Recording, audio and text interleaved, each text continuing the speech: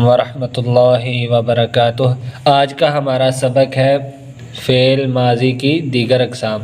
گزشتہ اسباق میں ہم نے فعل ماضی کے بارے میں ایک تعارف پڑھا تھا، مطلب ہم نے صرف ماضی کی پہچان پڑھی تھی۔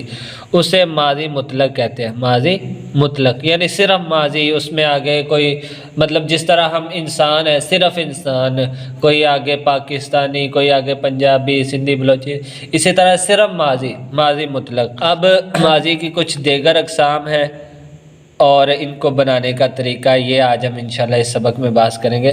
سب سے پہلا ہے ماضی قریب۔ تو ماضی قریب جو گزشتہ زمانے میں کسی کام کے قریب واقع ہونے پر دلالت کرے، گزشتہ کام میں، یعنی مثال میں آپ کو دو چھوٹی سی، کوئی کام مثلا ابھی ہوا ہے، ابھی کوئی بندہ آپ سے اٹھ کے تھوڑی دیر پہلے گیا ہے، تو یہ ہوتا ہے ماضی قریب۔ ماضی قریب جو گزشتہ زمانے میں قریب میں کسی کام کے واقع ہونے پر دلالت کرے۔ اس کو بنانے کا طریقہ کیا ہے؟ ماضی مطلق پر لفظ قد داخل کرنے سے فعل ماضی قریب بنتا ہے، جیسے قد نصر، اس نے مدد کی، قد نصر، اس نے مدد کی، قد جعلتم، تم نے بنایا۔ اس ماضی میں کی گردان میں لفظ قد بدستور قائم رہتا ہے، مزید کوئی تبدیلی اس میں نہیں آتی، البتہ تاکید کا مفہوم پیدا ہو جاتا ہے۔ یعنی مثال کے طور پر آپ نے ماضی بنانے وقت تو پڑھا تھا نا کہ نصرہ سے نصرا، نصرو، نصرت، نصرتا، صیغوں میں تبدیلی ہوتی ہے، لیکن جو قد ہے اس میں کوئی تبدیلی نہیں ہوتی، قد بدستور قائم رہتا ہے، قد میں کوئی تبدیلی نہیں ہوتی، باقی صیغے آگے بدلیں گے۔ ماضی بعید، دوسری ماضی کی قسم ہے ماضی بعید، جو گزرے ہوئے زمانہ بعید میں کسی کام کے واقع ہونے پر دلالت کرے، یعنی کوئی کام بہت عرصہ پہلے ہوا ہے، بہت عرصہ پہلے، مثال کے طور پر پاکستان اتنا 70 سال یا اس سے بھی عرصہ پہلے بنا، تو بہت عرصہ پہلے جو کام واقع ہوا ہے اس کو بتانے کے لیے جو ماضی آتی ہے اس کو ماضی بعید کہتے ہیں۔ ماضی بعید کے بنانے کا طریقہ کیا ہے کہ ماضی مطلق کے شروع میں کانا، یہ جو ہے نا کانا والا لفظ، کانا کا لفظ زیادہ کرنے سے ماضی بعید بنتا ہے، جیسے کانا نصر، اس نے مدد کی تھی۔ گردان کرنے میں جس طرح ماضی کا صیغہ بدلتا ہے، کانا میں بھی تبدیلی ہوتی ہے، جیسے میں نے آپ کو بتایا تھا نا کہ نصرا، نصرا، نصرو، نصرت، اسی طرح کانا نصرا، کانا نصرا، کانو نصرو۔ جس طرح ماضی بنے گی، ماضی کے آخر، مثال کے طور پر ماضی کے آخر میں تثنیہ بناتے وقت الف آیا تھا، جمع بناتے وقت واو آیا تھا، اسی طرح کانا کی بھی گردان بنے گی۔ کانا کی گردان یہ مندرجہ ذیل ہے، کانا، کانا، کانو، کانت، کانتا، کننا، جس طرح ماضی میں تھی نصرا، نصرا، نصرو، نصرت، نصرتا، نصرنا، کننا، ادھر آ کے تھوڑی سی تبدیلی ہوگی، یہ بظاہر تبدیلی لگ رہی، لیکن بعد میں آپ جب پڑھ جائیں گے آپ کو پتہ چلے گا کہ یہ بظاہر تبدیلی ہے لیکن حقیقت میں نہیں ہے، لیکن بظاہر چلو ادھر ہو رہی ہے، میں اس اعتبار سے پڑھتا ہوں۔ کننا، کنتا، کنتما، کنتم، کنتی، کنتما، کنتن، کنتو، کننا۔ ماضی استمراری، آگے ماضی کی تیسری قسم ہے ماضی استمراری۔ ماضی استمراری جو گزرے ہوئے زمانہ میں کسی کام کے جاری رہنے پر دلالت کرے، جو گزرے ہوئے زمانہ میں کسی کام کے جاری رہنے پر دلالت کرے۔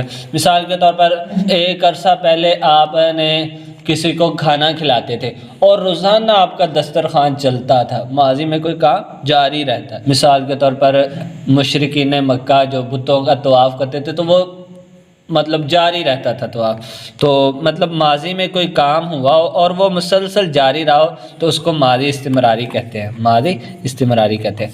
ماضی دو چیزوں سے مل کر بنتا ہے، ماضی استمراری دو چیزوں سے، ایک فعل مضارع اور ایک کانا۔ ایک فعل مضارع آپ نے پڑھا نا، کانا اور ماضی آئے تو وہ ماضی بعید بن جاتا ہے، لیکن کانا اور مضارع آئے تو وہ ماضی استمراری بنتا ہے، یعنی وہ ماضی جس میں کوئی کام مسلسل جاری رہا ہو۔ طریقہ کیا ہے؟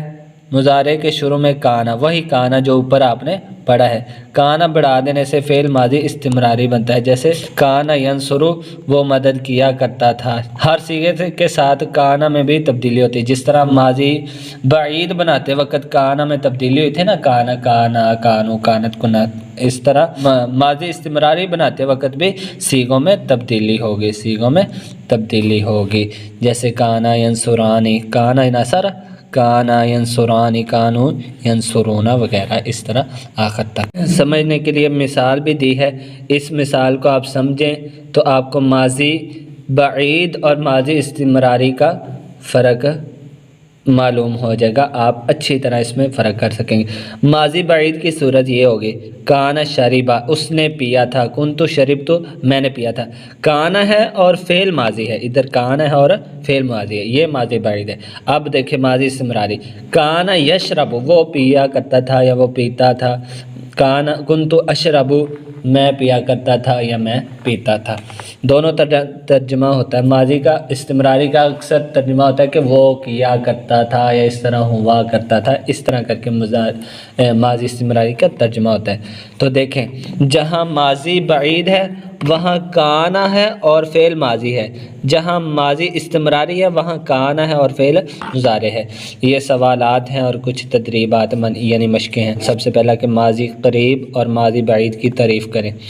دوسرا سوال ہے ماضی بعید اور ماضی استمراری بنانے کا طریقہ، یہ جو ابھی آپ نے پڑھا ہے۔ نصارہ سے ماضی قریب، جلسہ سے ماضی بعید اور اکلا سے ماضی استمراری کی، یعنی نصارہ سے آپ نے ماضی قریب کی قد لگا کے، ٹھیک ہے، اور جلسہ سے ماضی بعید یعنی کانا لگا کے، اور اکلا سے ماضی استمراری، اکلا کا پہلے آپ فعل مضارع بنائیں گے اور فعل مضارع پر کانا لگا کر آپ اس کی ماضی استمراری کی گردان کریں گے۔ یہ آگے چوتھا سوال ہے ماضی بعید اور ماضی استمراری کے مندرجہ ذیل صیغوں کو درست کریں۔ کانا ضربتو، تو اس میں ایک مثال میں چلو آپ کو حل کروا دیتا ہوں۔ کانا نہیں آئے گا، ادھر آئے گا کنتو، ادھر آئے گا کنتو، سامیہ کے ساتھ یہ سیگا پہلے آپ تلاش کریں کہ پہلا ہے دوسرا سیگا، اس طرح کانا، اس طرح یہ سارے سیگے آپ نے حل کر لینے ہیں۔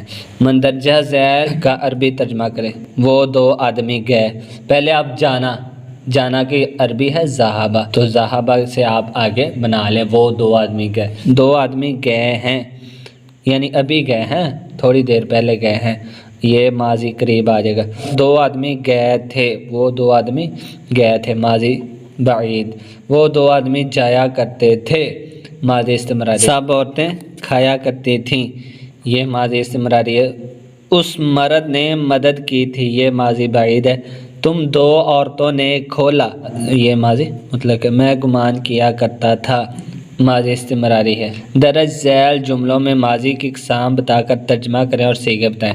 سب سے پہلے آپ نے بتانا ہے کہ یہ ماضی کی کون سی قسم ہے، پھر بتانا ہے کہ اس کا ترجمہ کیا ہے، کاسبہ کا معنی ہوتا ہے، ٹھیک ہے۔ پھر اس کا صیغہ بتانا ہے کہ یہ صیغہ واحد ہے، تثنیہ ہے، جمع ہے، مذکر ہے، مؤنث ہے، غائب ہے، حاضر ہے سارا۔ اسی طرح کانا یرفع یدیہ، یدیہ کا معنی ہوتا ہے دونوں ہاتھ اپنے، یرفع کا معنی ہوتا ہے اٹھانا۔ باقی میں اٹھانا مصدری ترجمہ کروں، آپ صیغے کے مطابق ترجمہ خود بنائیں گے۔ کنتو علمتو، یہ آپ پڑھ چکے ہیں، علمتو عالمہ کا معنی ہوتا ہے جاننا۔ قد ذہب حامد الی المسجد، ذہبہ کا معنی ہوتا ہے جانا، حامد حامد نام ہے کسی آدمی کا، الی المسجد مسجد کی طرف۔ قد قامت الصلاۃ، اس کا آپ کو ہوتا ہے کننا نطلب العلم، ہم علم حاصل کرتے تھے۔ آگے کچھ سوالات ہیں، صحیح غلط کی صورت میں آپ نے جواب دینا ہے۔ ماضی بعید کے شروع میں قد آتا ہے تو آپ نے بتانا ہے کہ صحیح ہے یا غلط ہے۔ ماضی استمراری میں کانا اور فعل مضارع آتے ہیں، یہ آپ نے بتانا ہے صحیح ہے یا غلط۔ کانا کے 18 صیغے استعمال ہوتے ہیں، یہ بھی آپ نے بتانا ہے کہ کتنے صیغے، کل جتنے صیغے ماضی کے ہیں کانا کے بھی اتنے ہیں، تو آپ نے بتانا ہے کتنے، یہ بات صحیح ہے یا غلط۔ تم نے خرچ کیا، کیا یہ ماضی قریب کی مثال ہے یا ماضی مطلق کی مثال ہے، تو آپ نے بتانا ہے کہ یہ کس کی مثال ہے۔